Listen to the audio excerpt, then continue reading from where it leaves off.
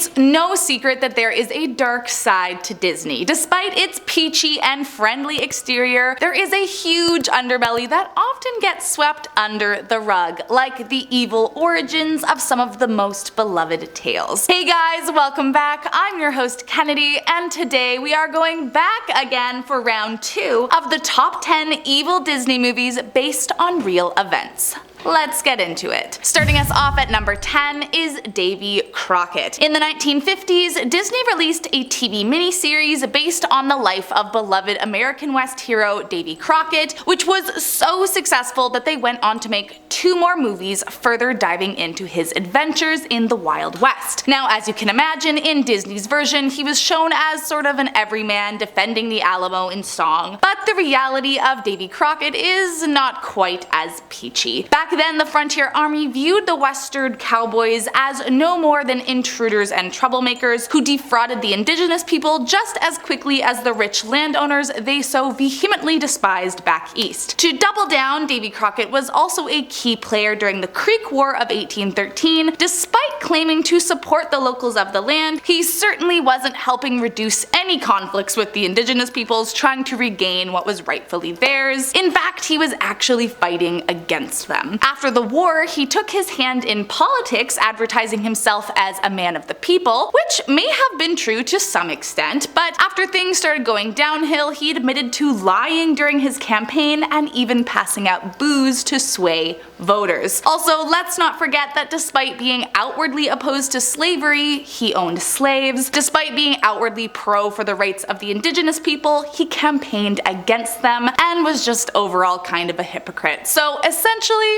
nothing like his Disney portrayal. Next up at number 9 is Anastasia. I know what you're thinking, this isn't a Disney movie, but I will counter that by saying that Disney has since bought out Fox, so technically speaking it is a part of the Disney canon, which I understand could be a stretch, but it's based on a crazy real event, so I had to add it to the list. The beloved movie tells a story of a young Russian princess who runs away from her palace in an attempt to survive the Russian Revolution. However, during the escape, hits her head and suffers amnesia. Eventually, she comes to with the help of her childhood music box, and there is a happily ever after. Now, believe it or not, there is actually more truth to the story than you might have even known. Obviously, we know that the events surrounding the plot, like the Russian Revolution, Rasputin, and the Tsar Nicholas II, were all real people and real events. But as it turns out, the story of Anastasia herself may have been based on a real person too, Anna Anderson. Historically speaking, the youngest daughter of the Tsar really was named Anastasia, and she really did go missing. Then along came a lady named Anna Anderson who claimed to be the real-life Anastasia. Now, because at the time there was no DNA testing, all they had to go off of was the fact that they had no proof of a dead body being discovered and that this woman was the right age to be the long-lost daughter of the Tsar, so many people believed it to be true. Then along came the movie in 1997, seemingly confirming the tale of the long-lost princess. But by 2007, DNA proved that was all one long con after, and that Anna was in fact not the long-lost daughter. Coming in at number 8 is Aladdin. Of all the Disney characters I might have guessed have a real backstory, I have to say I would not have guessed Aladdin. But according to historians, this rags to riches story was actually based on a figure named Hannah Diab. Similarly to Aladdin, he rose the ranks of his society, but not with the help of a genie living inside a magic lamp, instead his rich uncle who owned a clothing shop. It's believed that he told his story to Antoine Galland, a French archaeologist who became famous for being the first to translate 1001 Nights into French before adding the story of Aladdin to the book. However, despite it allegedly being the story of his life in a loose sense, and despite it being him who told Galland the tale, he was never credited. His story became essentially folklore among his community, creating the idea that the modest could ascend into the upper class by wishing upon a lamp.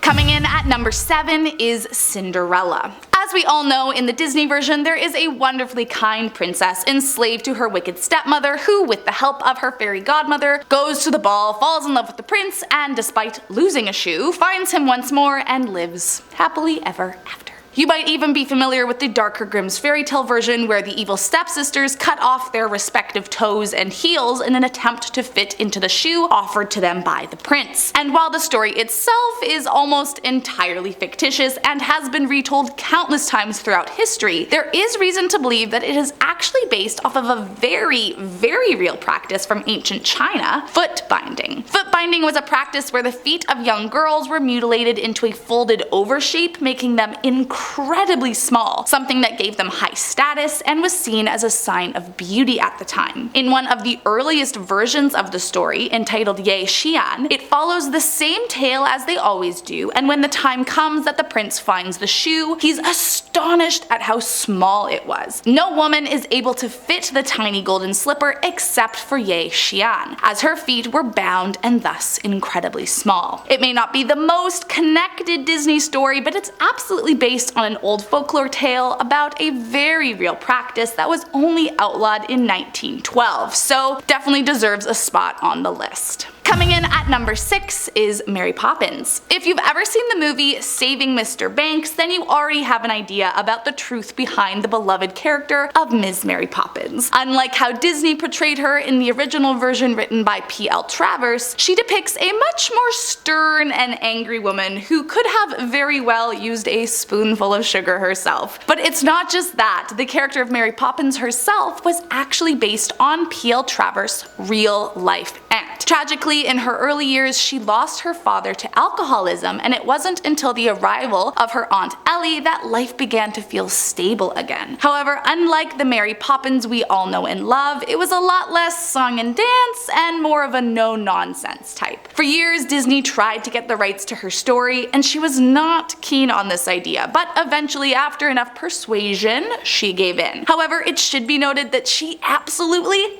hated the film adaptation and thought it was a complete betrayal of her novel, and apparently cried through the entire premiere, later recounting that she wished it could have been filmed by the British. Next up at number 4 is Mulan. Although the story is based on a folklore tale dating back to 420 CE, there has been speculation that the actual warrior of Mulan could have very well been a real woman. Either way, the story is crazy and definitely much darker than how it's portrayed by the Disney franchise. It starts off similarly. Hua Mulan disguises as a man to take her father's place in the fight against Genghis Khan, as he is far too old and her brother too young. From there it diverts as she heads off with her parents' blessing and is already incredibly trained in martial arts, sword fighting, and archery, and manages to go undetected in the army for 12 whole years. It's not until she's offered an official post that her true identity is revealed when she changes back into her girl clothes, preparing to return to her family. Upon her true identity being discovered, another woman named Du Xianyang, the emperor's daughter, is thrilled to find out the truth, and the two become best friends, continuing to fight. But not long after, their king is overthrown and the women are forced to surrender. They offer to be killed if the condemned men are spared, but their offer is turned down and they are told to return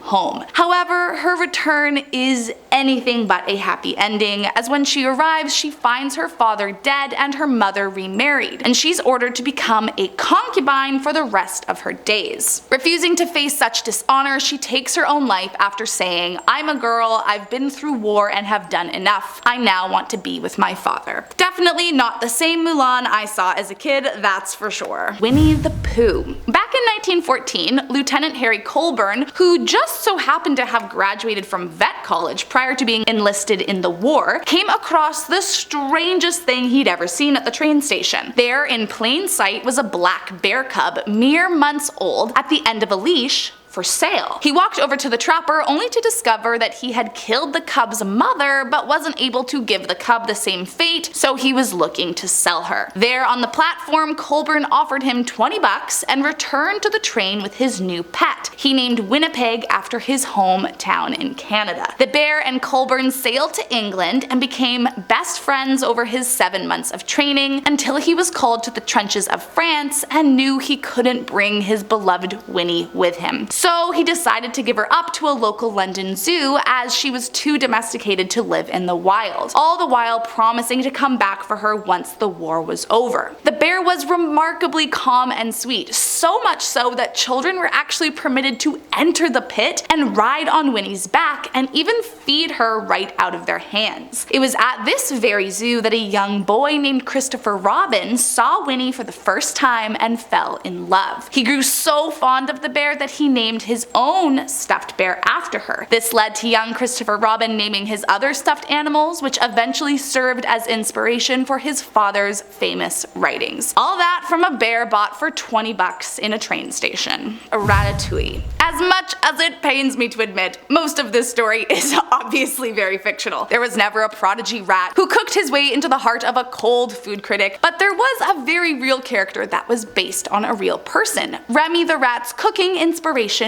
Chef Gusteau. While in the movie, Chef Gusteau died of a broken heart after one of his stars was removed by the scathing food critic Anton Ego, the man he was based on, Bernard Loiseau, had a much more tragic end to his life. Loiseau had once said in a 1980 interview that it was his life's ambition to earn 3 Michelin stars, which he actually achieved in 1991. This boosted his career and celebrity, prompting him to write dozens of cookbooks and even release a high-end frozen food line, and it seemed as though he was on top of the world. But soon there were rumors that Loiseau's 3-star status was under legitimate threat, and that he was gonna lose one of his beloved Michelin stars. The rumors seemed to come from leaked excerpts of a famous French magazine's head food critic François Simon, and tragically those excerpts would be the final straw for Loiseau. Once Loiseau told a journalist that he would take his own life if he ever lost a Michelin star, and tragically in 2003, Chef Bernard Loiseau did exactly that. The world lost a great chef to a rumor about a loss of a conceived credibility. I mean, it is crazy the kind of thing Disney decides to make a movie about. Coming in at number 2 is Sleeping Beauty. There are countless versions of the Sleeping Beauty tale that have existed for centuries, but for the most part, that's all it's been. A story. But according to some historians, there is a possibility that all the variations are actually based on real people and real events from the 6th century, particularly a very dark version of the tale dating back to the 17th century. In this version, Sleeping Beauty falls into a coma after a splinter of flax gets stuck in her finger, and rather than meeting Prince Philip in the woods and falling in love, a king riding past sees a woman sleeping in a castle and decides this is an opportune moment to enter and have his way with the unconscious lady. After his deed is done, he gets back on the horse and rides off into the sunset. 9 months go by and he never revisits the sleeping woman, but he did leave her with something, 2 growing humans inside of her. The king had his own queen back at the castle, so he did not want her to find out about what he had done, hence the lack of visitation for 9 months. One day the twins are born and somehow the woman is still not woken. So the twins, directionless, begin to suck on her finger thinking it would give them milk, and in doing so suck out the flax that had put her into a coma all those months ago. Once she's awake, she tends to the twins, and not long after the king comes back to claim the fruit of his loins. At this point his actual wife becomes very angry and tries to kill his mistress, and when that doesn't work she tricks the king into thinking that the twins are dead, but this only ends with the king killing her out of anger. In the end, the twins were fine, and the cheating man who committed essay on a sleeping woman lives another day. If all that really is based on a real story, it might be one of the most messed up origin stories of all. And last up in our number 1 spot is Song of the South. Maybe one of the most controversial Disney films of all time. The Song of the South was released 77 years ago and was marketed as being based on life in the American South. The live-action meets animation movie was based on the story Uncle Remus, written by George Harris. Harris had written his novel about his life growing up in Georgia during the Civil War and consisted of a compilation of tales told to him by former slaves. slaves. But once Disney got its hands on it, the tone shifted to a much less historically accurate depiction. The Disneyified version of the South portrayed plantation life as a happy-go-lucky world where slaves would spend their days singing about how wonderful their life is, and advertised a strange, almost romanticized relationship between masters and their slaves.